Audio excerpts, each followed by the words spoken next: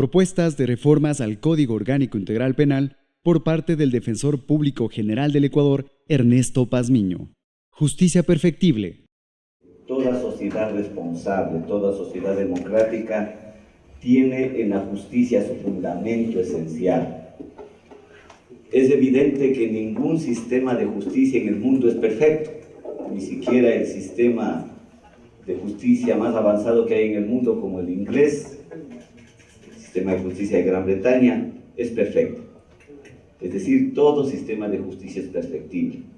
Y nadie tiene que molestarse ni angustiarse cuando una autoridad del sistema de justicia hace propuestas, hace planteamientos para mejorar el sistema. Yo había manifestado la necesidad de hacer reformas al Código Orgánico Integral Penal con ejemplos claros, indicando de que existe desproporcionalidad en las penas.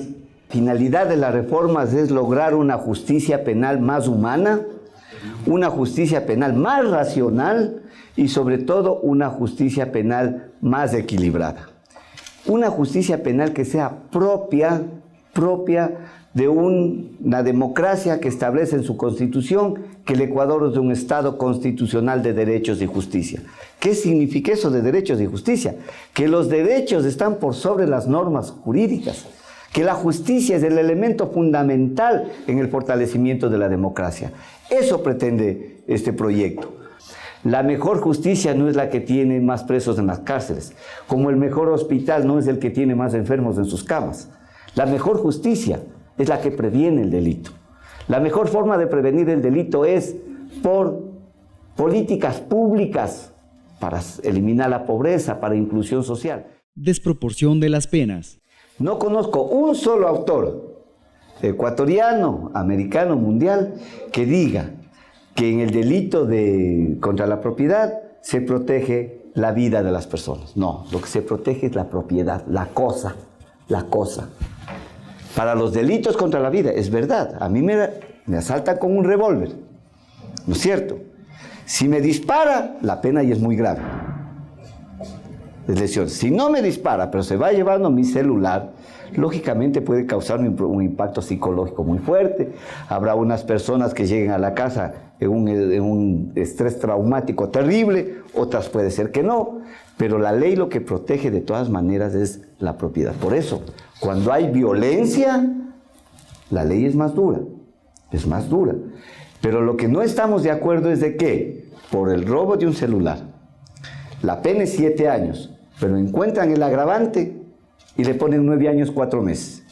Cuando yo estoy demostrando que por enriquecimiento ilícito, por cohecho, por concusión, por delitos mucho más graves, que conmocionan más a la sociedad, la pena se impone en el Código Penal, y eso lo dicen las tratadistas, de acuerdo a la conmoción social que causa el daño. Garantismo versus eficientismo. Aquí el grave problema en el Ecuador es de que estamos convencidos y estamos creyendo de que solo el encierro, solo la cárcel disminuye el delito. No es verdad eso. Y ya estudios científicos han demostrado que mientras más presos hay en las cárceles, no es que disminuye el delito, sigue aumentando el delito. En esta lucha contra el delito, contra la delincuencia, contra la seguridad ciudadana, yo creo que solo hay 2 posiciones, no hay más.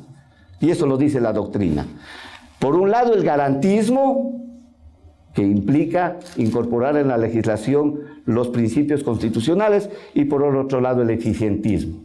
¿Qué es el garantismo? ¿Qué creemos los garantistas? Me incluyo entre los garantistas. Me dicen que me he quedado solo como garantista. Yo siempre digo, no, lean al Papa Francisco su último libro, Por una justicia más humana, y el Papa Francisco es uno de los más extraordinarios garantistas que hay en este mundo. Para los garantistas, las personas que cometen un delito, que están acusadas de cometer un delito, no dejan de ser ciudadanos, no dejan de ser personas y con derechos, principalmente el derecho al debido proceso, principalmente el derecho a la presunción de inocencia. Pero para los eficientistas, en cambio, las personas acusadas de un delito son gente peligrosa. Como son peligrosos, hay que condenarlos rápido. Por eso hay sentencias ahora en 10 días. Procedimiento abreviado, procedimiento directo, rápido, hay que encerrarles, aislarles de la sociedad para que no contaminen estos peligros y no tienen derechos. Para los eficientistas, la persona acusada de un delito no tienen derechos, Por eso por ahí ya veo que están diciendo, una cosa es el debido proceso y otra cosa es defender a delincuentes. ¿Cómo puede usted demostrar que una persona es delincuente si no le ha entregado todas las garantías del debido proceso para que se defienda? Misión de la Defensoría Pública. Mi misión y la misión de la Defensoría es precisamente evitar estas arbitrariedades, evitar que la justicia mida con una vara al pobre y con otra vara al rico, al que tiene poder. Queremos una sociedad que piense en la justicia y no una sociedad que piense simplemente en la venganza. Violencia intrafamiliar y aborto. El tema de la violencia intrafamiliar en el Ecuador es un problema gravísimo, es un problema que responde a culturas patriarcales muy fuertes, a un machismo muy arraigado. Y de esa violencia intrafamiliar vienen otros problemas muy serios. La mayoría de muchachos jóvenes que caen en el delito provienen de esos hogares violentos, provienen de esos hogares donde han visto agresión, provienen de esos hogares donde no hay paz y incurren posteriormente en el cometimiento de delitos. Queremos despenalizar el aborto únicamente en el caso de que el embarazo sea consecuencia de una violación, estupro, o incluimos también la inseminación artificial no consentida. Ecuatorianos, los datos que tenemos en la defensa pública, los casos que nosotros defendemos, evidencian que la mayoría de niñas menores de 14 años, de 18 años, son violadas por el círculo familiar más cercano. Ya muchos países de América y del mundo han despenalizado el aborto por cualquier cosa. Aquí lo que queremos recién comenzar a discutir la despenalización del aborto cuando es consecuencia de una violación. Ya abandonemos los prejuicios. Drogas. Regular y legalizar el uso del cannabis para fines medicinales y terapéuticos.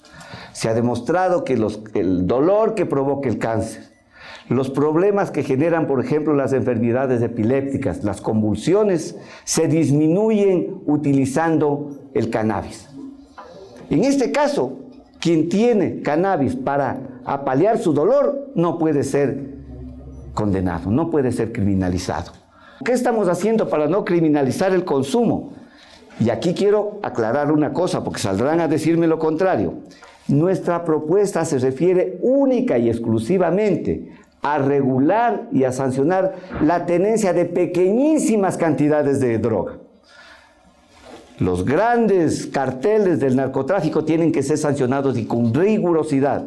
Que si una persona es detenida con una cantidad pequeñamente superior al umbral determinado en la ley como consumo, y si en el proceso existen pruebas de que es consumidor y ninguna prueba de que es microtraficante, se le presume consumidor. Ahí garantizamos recién el estándar constitucional de que no se criminalice en el Ecuador al consumidor. ¿Por qué no se criminaliza en el Ecuador al consumidor? Porque el consumidor es la víctima del delito.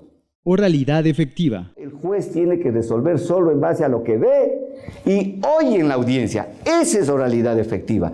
Ese sistema acusatorio adversarial efectivo. Fortalecemos la imparcialidad del juez y fortalecemos la independencia del juez. Independencia interna y externa. Derecho a la resistencia. Si yo voy a usar una carretera, una plaza, no puedo ser sancionado porque estoy haciendo uso de mi derecho constitucional a protestar. Estoy haciendo uso de mi derecho constitucional a la resistencia. Lógicamente, si quiero resistirme, salimos 200 personas, cerrará una calle, se cerrará una plaza. Eso no puede ser penado, no puede constituirse como una figura delictiva en un Estado constitucional de derechos y justicia. Recuerde, sin defensa no hay justicia.